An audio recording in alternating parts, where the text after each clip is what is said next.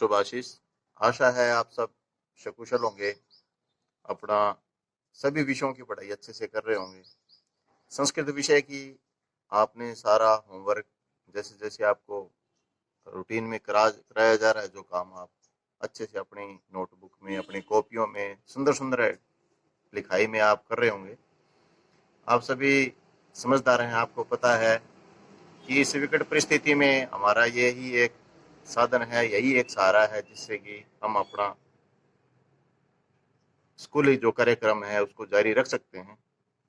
सरकार, विभाग और सभी अध्यापक भरसक प्रयास कर रहे हैं कि आपकी जो शिक्षा व्यवस्था है ये सुचारू रूप से चलती रहे। इसी कड़ी में संस्कृत की कक्षा में आज हम एक बहुत ही इम्पोर्टेंट विषय पर बात करेंगे, संधि। हिंदी और संस्कृत दोनों ही विषयों में ये बहुत ही महत्वपूर्ण टॉपिक है। बच्चा एक बार इसको थोड़ा सा आसानी से समझ ले, एक बार इसको चिंतन मनन इस पर कर ले तो उसको बाद उसको दिक्कत नहीं आती। सभी प्रकार की परीक्षाओं में, छोटी से छोटी और बड़ी से बड़ी आईएएस यूपीएससी की परीक्षाओं में भी ये विषय पूछा जाता है। तो सबसे पहले हम चर्चा करेंगे कि संधि क्या है, किसको कहते हैं संधि। इसकी परिभाषा बिल्कुल आसान है, आपने अपने मन में हमेशा के लिए इस पर चिंतन, विचार और मनन करके इसको हमेशा के लिए याद रखना है कि संधि जो है वो दो निकटतम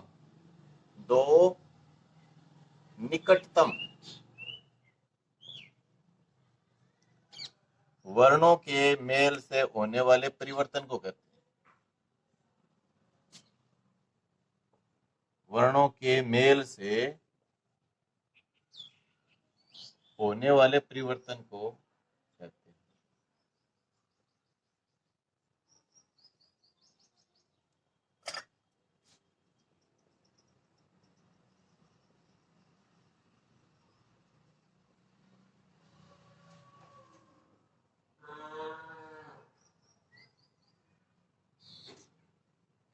या आप दूसरे शब्दों में इसको यूं कह सकते हो कि दो निकटतम वर्णों के मेल से जो परिवर्तन होता है उसको हम संधि कहते हैं। निकटतम यानी जो नियरेस्ट हैं, उनके मिलने से जो बदलाव हो जाएगा वो संधि कहलाएगा। जैसे आपको पता है कि व्याकरण में हम उदाहरणों का बहुत ही महत्व है। उदाहरणों के बिना बढ़ती नहीं बात। आप जैसे उसका देखोगे, इसका उदाहरण देखेंगे हम कि विद्या जमा में आल्य।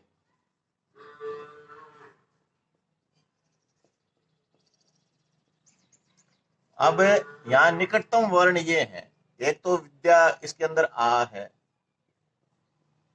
वर्तनी आपको पता है द्या की, द, ये और आ, ये बनेगी ना। तो इधर है आल्य, ये दोनों निकटतम है। इन दोनों के मेल से होने वाला परिवर्तन संधि कहलाता है। दो निकटतम वर्णों के मेल से जो परिवर्तन होता है उसको संधि कहते हैं। दो निकटतम वर्णों के मेल से होने वाला परिवर्तन संधि कहलाता है। इसको आप 5-7 बार अपने आप मन में बोल के देखें। अत्यंत निकटतम भी लिखा होता है कई बार। अत्यंत निकट दो वर्ण है, उनके मेल से, जैसे तत्जमा में लीन,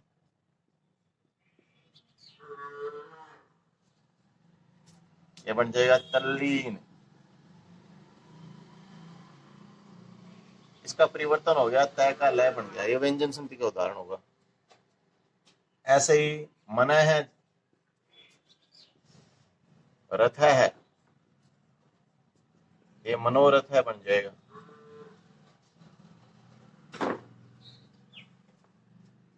संधि की परिभाषा आप आज पक्के से कर लें। दो निकटतम वर्णों के मेल से होने वाले परिवर्तन को संधि कहते हैं। दो निकटतम वर्णों के मेल से होने वाले परिवर्तन को संधि कहते हैं। दो निकटतम वर्णों के मेल से होने वाले परिवर्तन को संधि कहते हैं। इसके भेद, अब आइए संधि के भेद। संधि के मुख्य 3 भेद हैं। संधि के मुख्य 3 भेद।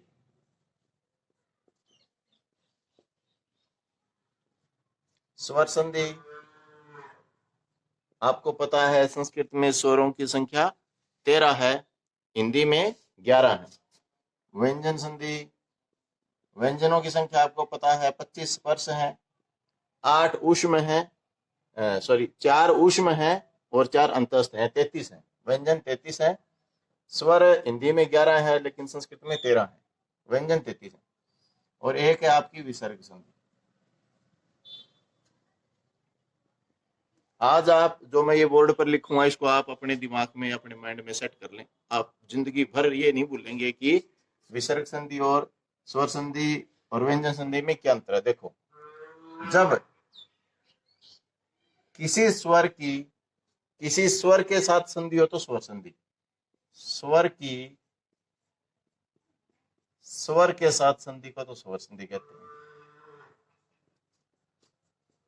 स्वर के साथ होने वाली संधि को स्वर संधि कहते हैं। स्वर आपको पता है कौन से हैं? ए, आ, ई, उ, ये पता है आपको। ये सारे स्वर हैं।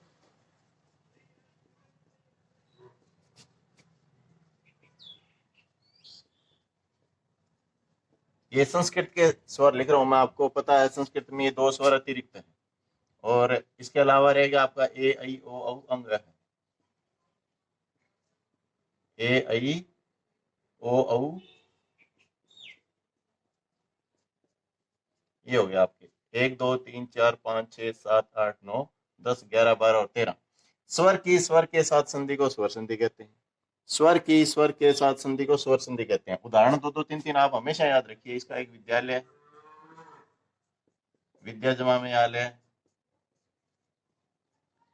मुनिंद्र, मुनि जमा इंद्र, इंद्र है, मुनिंद्र। अब देखो, यहाँ भी स्वर है और यहाँ भी स्वर है। मुनि में न में ई है, ये स्वर है, इधर ये भी स्वर है। तो इसी प्रकार तथा जमा में एव, तथा जमा में एव, तथैव, तथैव। अब देखो यहाँ भी आ स्वर है और इधर ए स्वर है, यानी स्वर के साथ स्वर की संधि को स्वर संधि कहते हैं। अब आ गया आपकी व्यंजन संधि। अब देखो, व्यंजन की परिभाषा आप वीडियो को रोक के बेशक लिख लें। व्यंजन की स्वर या व्यंजन के साथ होने वाली संधि को,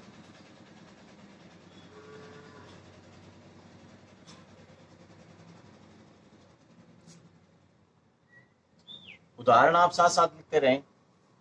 अब ये बात आप अंतर स्पष्ट है इसमें। देखो, स्वर के साथ तो स्वर संधि, व्यंजन की स्वर या व्यंजन, इधर स्वर या व्यंजन कुछ भी हो सकता है लेकिन इधर ये कंडीशन है कि व्यंजन ही होना चाहिए।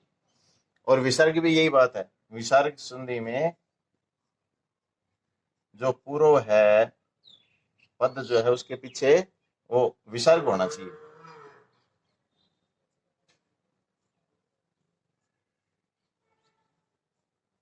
अब बिल्कुल क्लियर है।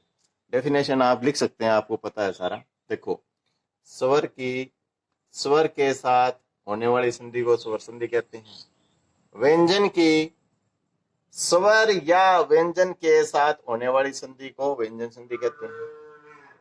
विसर्ग की स्वर या व्यंजन के साथ होने वाली संधि को विसर्ग संधि कहते हैं। या इसको आप इस परिभाषा के साथ भी मिला के लिख सकते हैं। देखो क्या लिखेंगे, स्वर के साथ मेल होने से जो परिवर्तन होता है उसको स्वर संधि कहते हैं। व्यंजन का स्वर या व्यंजन के साथ मेल होने से जो परिवर्तन होता है उसको व्यंजन संधि कहते हैं। विसर्ग का स्वर या व्यंजन के साथ परिवर्तन होने से होने वाले परिवर्तन को विसर्ग संधि कहते हैं। ये बड़ी कक्षाओं के लिए हैं, उनको पूरी डेफिनेशन लिखनी होती है इसलिए। बाकी आपको ये, अगर आपने टेबल अपने दिमाग में रख ली, स्वर प्लस स्वर तो स्वर संधि, व्यंजन प्लस स्वर या व्यंजन तो व्यंजन संधि, विसर्ग प्लस स्वर या व्यंजन तो विसर्ग संधि। डेफिनेशन आप इसके आराम से लिख सकते हैं। अब इनके उदाहरण जो है हमेशा 2, 2, 3, 3 उदाहरण, हमेशा कम से कम 5, 5 उदाहरण आपको याद रखने चाहिए। इसके मैंने अभी लिखे थे, स्वर संधि के विद्यालय लिखा था मैंने, मुनिंदर मैंने अभी लिखा था, और कपीश, हजारों उदाहरण है स्वर संधि के। आप अपनी किताब में से भी कोई भी ये 5 उदाहरण लिख सकते हैं। अब है व्यंजन संधि के। देखो व्यंजन संधि के आगे व्यंजन होना जरूरी है। तत्त जमा में लीन है। अब देखो यहाँ व्यंजन है, व्यंजन वाली कंडीशन पूरी होगी, इधर स्वर या व्यंजन कुछ भी हो उससे कोई फर्क है नहीं पड़ता। ऐसे ही वाक जमा में ईशा है, ये आपको पता है वागीशय बनेगा, वागीशय। अब वही बात है, देखो यहाँ व्यंजन है, इधर स्वर है, कोई फर्क नहीं, क्योंकि यहाँ स्वर या व्यंजन में से कुछ भी हो सकता है, इसका कोई लेना देना नहीं। ऐसे ही जगदीश जगत ईश है, इसको तय कर लेंगे आप तो ज्यादा आसान रहेगा। जगत जमा ईश है, जगदीश है।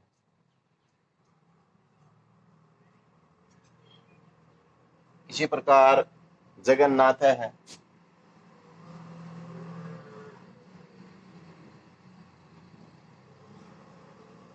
जगन्नाथ। हमेशा उदाहरण कम से कम 5-5 उदाहरण करो ताकि स्मृति ना हो, आप भूलो ना टाइम पर।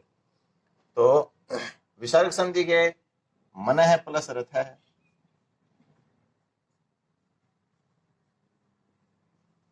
मनोरथ है हो जाएगा।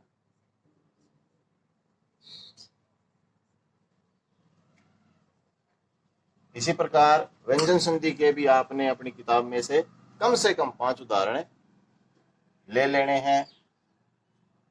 उदाहरण आपको जितने ज्यादा याद होंगे, आप जितने ज्यादा उदाहरण लिखोगे उतना ही आपके लिए ये सही रहेगा।